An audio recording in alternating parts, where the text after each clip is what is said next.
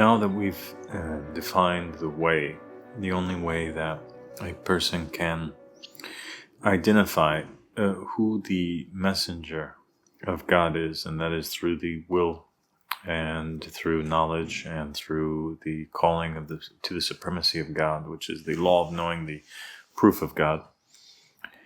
And after we have proven that it is the only way that a person can identify if he's following the truth or not, or whether the individual who's claiming to be speaking in the name of God is truly from God or not, we come to the aspect of what is it that makes us need to follow this individual?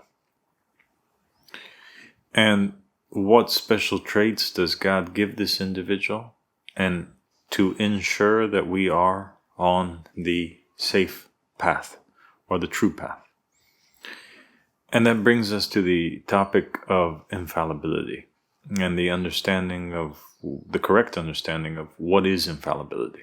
So in Judaism, in Christianity, in Islam, in all of their branches, in all of their sects, in all of their schools of thought, they have this idea or concept of infallibility. The spokesperson of God has to be infallible to a certain degree. Or else, what would be the point of following a fallible human being? So somebody who is fallible means somebody who's capable of making mistakes. Somebody who's infallible is somebody who is incapable of making mistakes. If we claim that God is good and God is perfect, then that means that God is infallible. And if God is infallible and he wants to send a messenger to creation, then that message and that messenger have to also be protected from mistakes, protected from misguidance. So he has to have an infallible messenger. So this is the topic whereby a lot of people come into disagreement, with one another. You have people whom are extremists in one end and people who are extremists in the other end. There are people who are usually called ghulatis, that basically, or people that exaggerate in their religion, that basically believe that the idea of infallibility, what it means to be infallible means that they are absolutely perfect, incapable of making any mistake in anything whatsoever. That does not just include religion, but it also includes basically the earthly knowledges, and he has to be infallible of making mistakes even in his own personal life.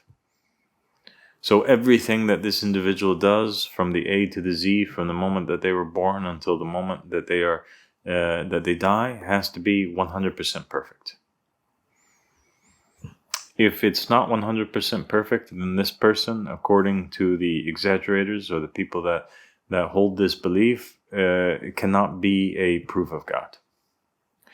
And if the prophet or the messenger was to make a mistake, they would explain or understand that mistake as having a hidden meaning behind it, and that it wasn't a mistake at all, but rather they would explain it in another way. Then you have the opposite group of people. And the opposite group of people, they believe that the prophet or the messenger is pretty much a human being.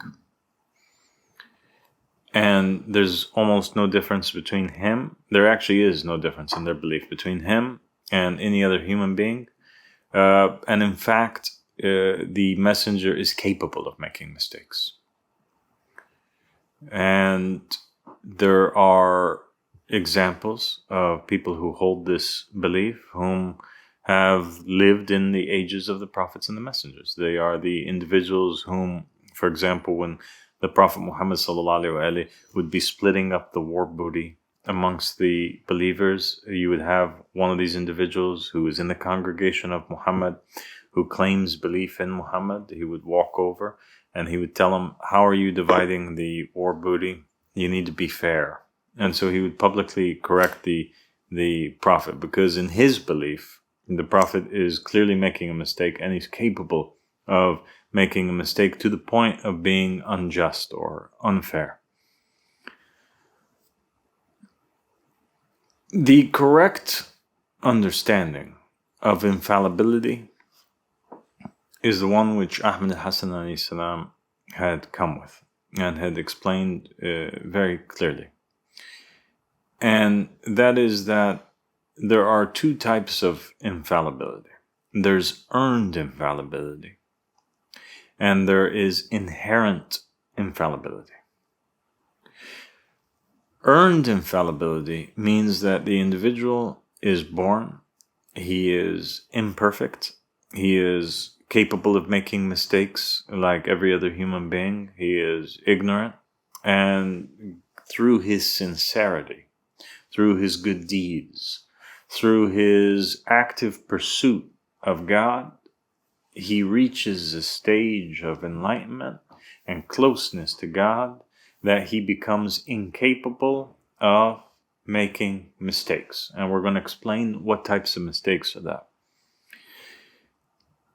And then you have the person who is inherently infallible. And the person who is inherently infallible means that from the moment that they are born until the moment that they die, they have never committed any mistakes, and they are incapable of committing any mistakes. And that too, we're going to explain what types of mistakes is it referring to. Ahmed al-Hassan said that out of the 124,000 prophets and messengers that have came to the earth, there have been none of them that were inherently infallible, with the exception of 5 individuals. And that is the final prophet, the most perfect of them all, Muhammad sallallahu alaihi wasallam, his vicegerent, Imam Ali ibn Abi Talib alayhi salam, the daughter of the Prophet Muhammad and the wife of Imam Ali, Fatima az-Zahra alayhi salam, and the 2 sons of Fatima az-Zahra and Ali ibn Abi Talib alayhi salam, Al-Hassan and Al-Hussein. This household, the people of the cloak, they are the only 5 individuals that have ever been sent to the earth to incarnate in human form. And from the moment that they were born until the moment that they die, history has not found a single mistake on them. Okay? All the rest of the prophets and the messengers, they were born normal, like any other human being. And through their sincerity, through their dedication, God chooses them and makes them, it grants them a certain level of infallibility. So all the prophets and the messengers would have earned infallibility, and the vicegerents. And the household of Muhammad sallallahu alaihi wasallam, the Ahlul Kisa, they were inherently infallible. So what does it mean, though, to be infallible? Does it mean, for example, that a person cannot, whether it's earned or whether it's inherent, does this infallibility mean that a person cannot commit a mistake? Well, it depends on what mistake we are talking about. Ahmed al-Hassan clarified that the meaning of being infallible is that you are protected, safeguarded from taking people out of the truth and taking them into falsehood, leading people astray. An infallible person is incapable of leading the people astray no matter what he does. If you follow the infallible person, you will never be misguided. If you follow the infallible person, you can never go astray. But the infallible person can still make mistakes. They can still make mistakes in terms of their personal life, personal choices they can make for themselves that does not affect the nature of religion or the outcome of religion. And they can also make mistakes in terms of their own path with God. So, a common misunderstanding is that the prophets and the messengers from Adam all the way to Muhammad and beyond, and the Imams and the Mahdis, that they are somehow not in a test. But the reality is that they are in a test. Any human being that is on the planet that had incarnated through birth and dies at some point in time, they are entered into the same test that everybody else enters into. And a person can pass that test or they can fail that test. But everybody is tested.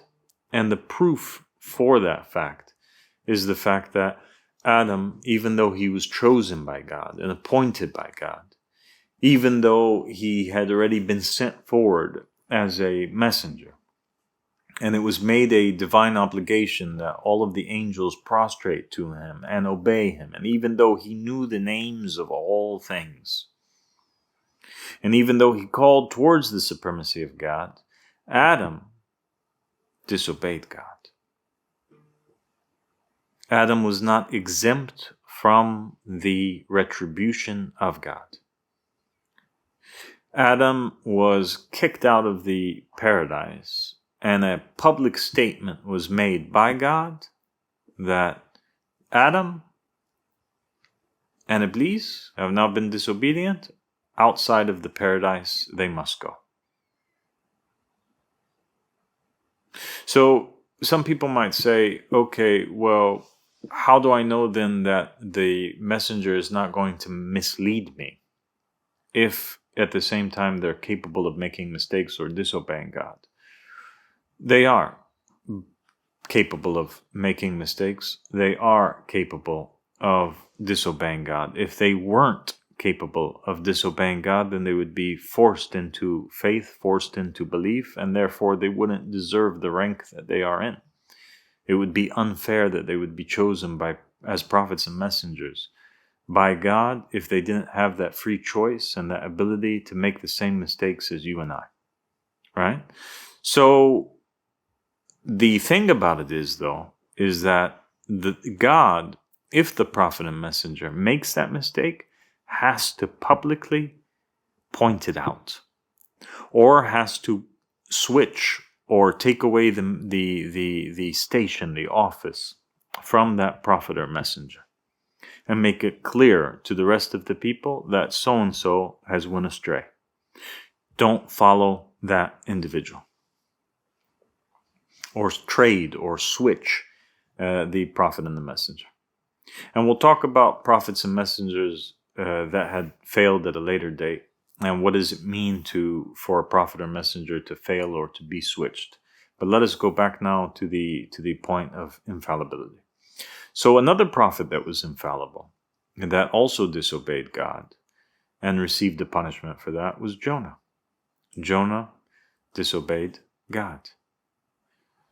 Jonah, in the Torah and also in the Quran, tries to run away from God, abandons his mission.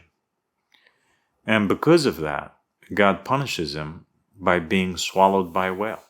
And Jonah almost doesn't make it anymore until Jonah repents and Jonah is sent back to his people.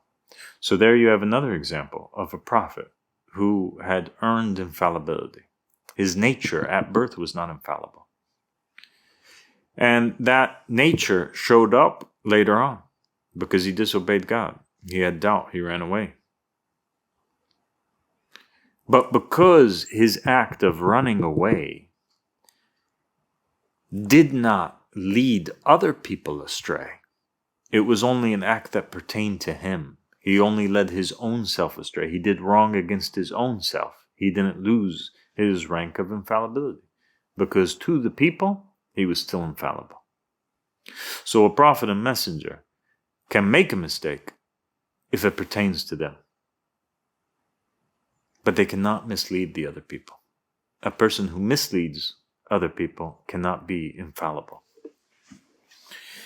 You find that actually in the stories of all of the prophets and the messengers, you can find that every single one of them had committed a particular mistake or sin.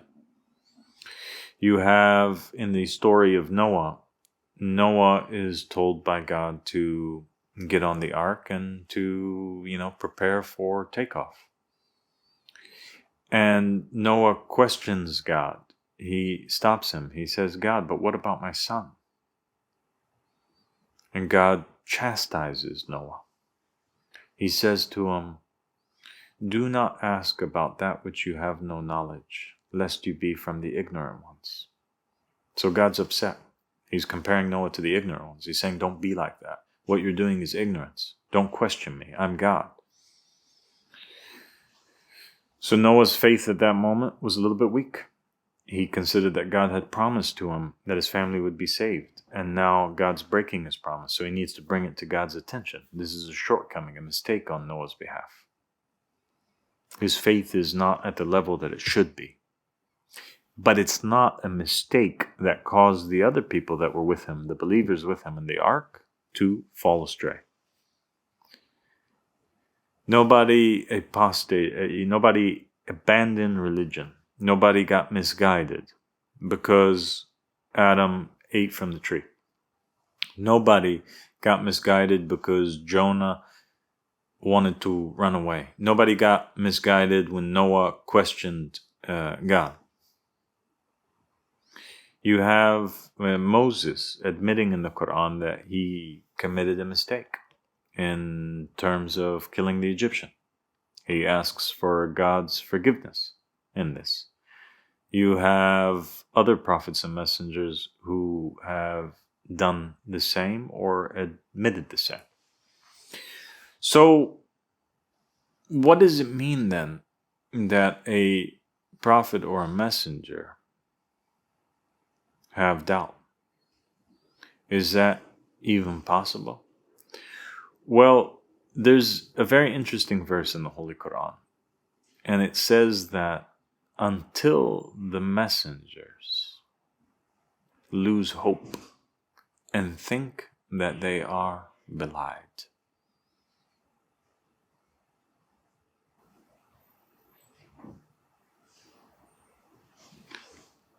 Until the messengers lose hope and think that they were belied or lied to.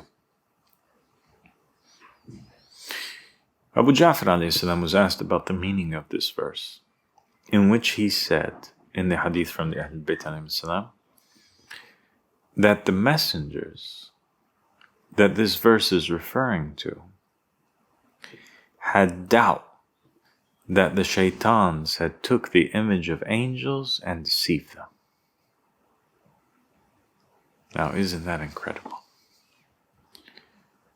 So this verse and this interpretation by the Imam shows to us that the prophets and the messengers had a hidden struggle that was not highlighted. That the prophets and the messengers were actually in a more difficult test than the people. The people had to believe in the prophet or the messenger, and had to believe that that prophet and messenger was truly sent by God. But behind closed doors, that prophet or messenger had to first and foremost have faith that he himself was sent by God. So they themselves were tested too, in their faith, before they tested the people in theirs. Isn't that incredible? So they, if you go back and you think about it, would get an inspiration, or an angel would come to them in a cave, in a field, in a dream, and would command them to do something. And the angel would identify themselves as having been, being sent by God.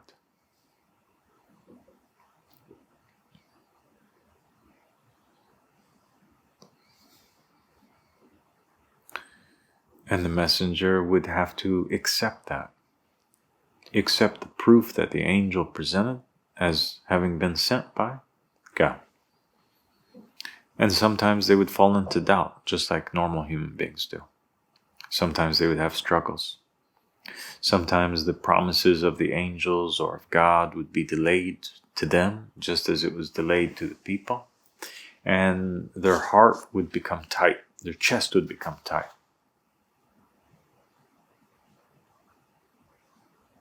And so they would wonder, is this inspiration from the devil or is it from God?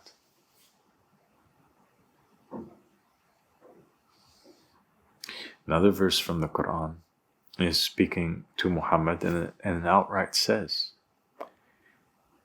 and if you are in doubt concerning what has come down to you, then ask the people who have read the book before you.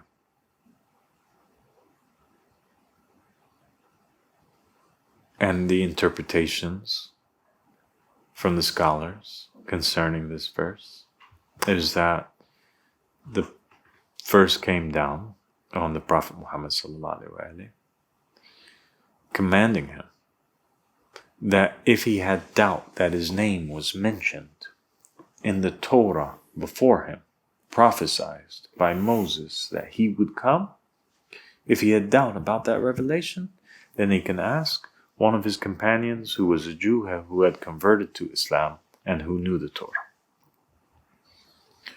To which the Prophet's response in the narrations is, after this verse came down, he said, no, I'm not going to doubt and I'm not going to ask. So there must have been something, a question, a feeling that was brewing in the chest of the Prophet ﷺ in order that this verse come down. Or else why would it come down? It would be pointless to come down. If the Prophet wasn't feeling something and the verse came down for no reason, then that would be nonsense.